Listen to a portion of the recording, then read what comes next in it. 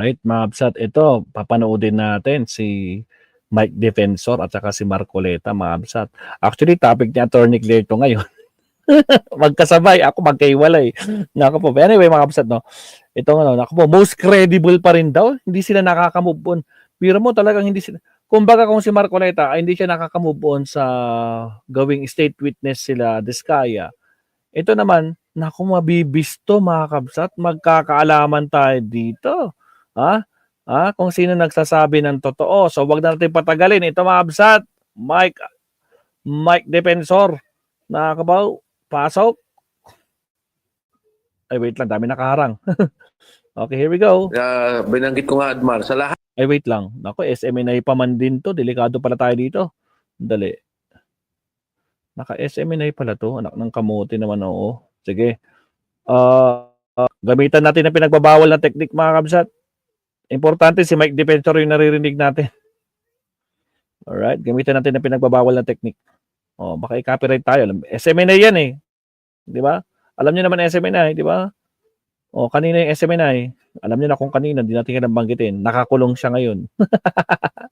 Nakakulong yung may-ari ng SMNI. Teka lang, palitin lang natin to. Okay, here we go. Pasok. Bakit wala? Ayaw mag-play Kailangan palakihin pa talaga. binanggit ko nga, Admar, sa lahat Admar daw. Alam niyo na talaga. Uy, ayaw eh. Ba't kailangan palakihin para mag-play? Bakit ganun? Hindi kasi nakikita. Wait lang, mabasat May paglilinaw po sa panayam din, interes. Lahat ng lumabas sa investigasyon nila ay kinuwang pera, bilyon-bilyon, kasama sa kontrata, may hatian. Itong si Gutesa talagang puro anggulo na lumabas. Wait lang. Binanggit ko nga, Admar, sa lahat ng naging testigo dyan sa investigasyon, yung taong yan ang walang interes. Walang interes daw si Gutesa. Talaga lang. Ano pa? Ay, putragis, ba't nawala? Sandali. Anak ka naman ng kamoting Gutesa ka. Nasaan ka na? Putragis. Dali. Napadpad yun. Nawala. Ay, kamote, nawala mga kakabsat. Sandali. Wait lang, mabsat Hindi kasi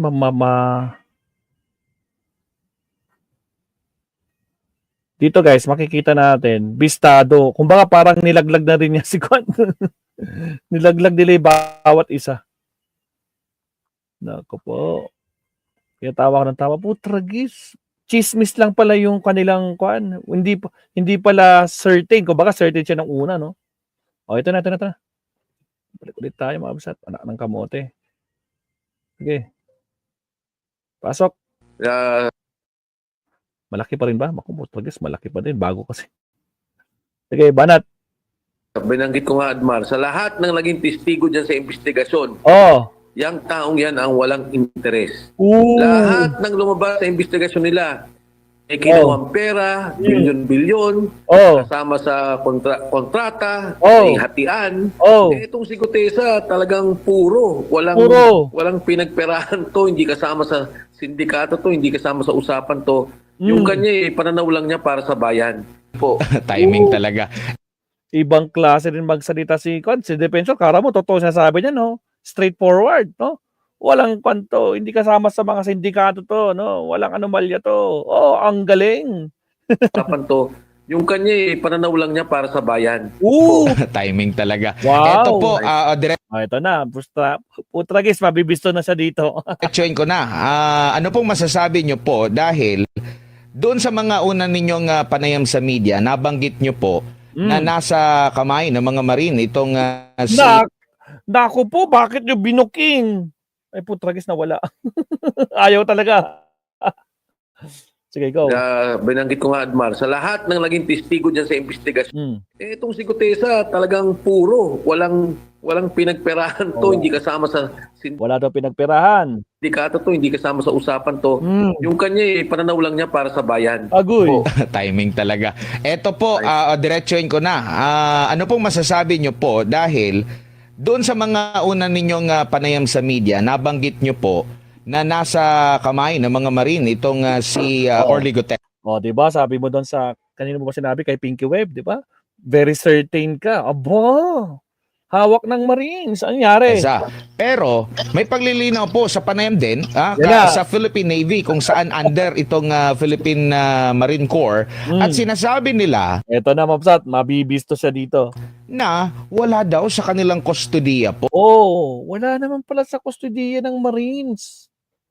Defensor, wala naman daw. So, paano yan? Sino nagsasabi dito to? Ikaw o yung Marines? O Kong Mike. Tignan nyo Well, actually, Admar, Admar. sa unat sa lahat, ako'y siyempre, respeto natin kung ano man yung mga binanggit ng ating Philippine Navy. Abay, dapat lang. Bakit? Bakit? Ano sa tingin mo? Kukonsintihin nila yung pagsisinungaling mo? Sige, tuloy. At kung meron mang nanggaling napahayag mula sa Philippine Marines. Kasi, siyempre, alam mo, medyo siguro, no? Hindi rin naman maganda dahil medyo mapolitika tong usapin na to. Mapolitika, ikaw lang naman gumagawa nun. Matragis. Ikaw lang naman ang gumagawa. Ginawa mo nga kay Lacson dati, di ba? Nako po, tanim witness. Anak ka ng kamote. Sige, tuloy. Maraming mga anggulo na lumalabas, maraming batikusan. And, yeah, of course, as an institution, talaga namang dapat hindi sila ma-involve. Ako lang naman, ang binanggit ko, ito yung impormasyong aking natatanggap. Impormasyong natanggap mo, bakit hindi mo kinonfirm? Kung totoo yung ano yun, chismis? Matragis ka. Sige. Ito yung impormasyon na nare-relay sa akin. Dahil hindi naman yun yung impormasyon o yun yung naichismis sa'yo. Na si Gutesa hawak ng Marines. Ngayon, ikaw, nagpa-press ka na, nagpa-interview ka na, sinabi mo, oo, hawak yan ng Marines. So, you're certain, sinabi ni Pinky Web. Anyari? Bakit ngayon? Iba na yung sasabi mo. Naichismis lang sa'yo. Ngayon, sinabi mo. Tragis ka talaga. Oo. So, paano yan? Ngayon, ichinismis sa'yo. Ichinismis mo kay Marcoleta. Kaya ngayon, pinagtatawanan kayo. Yun ang problema. Laglagan portion kayo. ako direct contact kay Sergeant Gutesa. Tignan mo ano daw. Na nare-relay sa akin. Dahil hindi naman ako direct contact kay hindi naman ako direct contact. Wala akong direct contact kay Gutesa. So, meaning, sablay ka dito. Napaka-certain. Hawak yan ng Marines. Tapos ngayon sasabihin mo, wala kang direct contact na i-chismis lang sa'yo. Hindi mo malang kinonfirm kung totoo. Bago ka nagbunga nga dyan. Kabote ka din eh. Sergeant Gutesa. Bagamat ganon, sa akin naman palagay, hindi naman to usapin ng bring me, di ba? Yung sa party, di ba? Bring me this, bring me that. Hindi naman ganito itong contest eh. Ang akin is, may sinabi si Sergeant Gutesa, kung batay doon, nakikita nilang may kahalagaan at dapat pang-imbestigahan, sa akin palagay, dapat yun ang tingnan nila. At kung meron man kailangan na anak ng kamote, mga kabsat, wala na. Dito pa lang, wala na. Actually, check na natin yung mga comment dito. Palaki natin to. Putagis, chismis lang. Alam na dito, yung word na sinasabi lagi ng attorney. Alam nyo naman to, SME na ito, mga kabsat, no? Putagis. Walang hayop, puro daktak. Bakit di mo puntahan sa DOJ, katangahan to. Kung mo DDS to, puro dakdak. Dami galit dito, mga kabsat. Anak. Yung yung falsis, ano yun? Falsis uno ba yan? Sabi niya. Saan na yun? Wait, dito yun eh. Alam ko may nag-comment dito yun sa una eh. Dito ba yun? Hindi mo, indot mo, dami mo paliwanag, isa ka lang bobo. Nako po. Asan na dito yun? Sa unahan yun. Gumasto si Defensor din lang ang nagtanim witness kay Ador.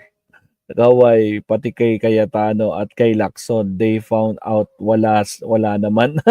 Tragis. Tanim witness talaga. May history na kasi ito mga kabsat. Sa totoo lang. No? Facts yun. Pero ito, naniwala sa chismis na hawak daw ng Marines, anak ng kamote. Tapos sinabi din kay Marcoleta. Ngayon, putragis, laglagan silang parehas.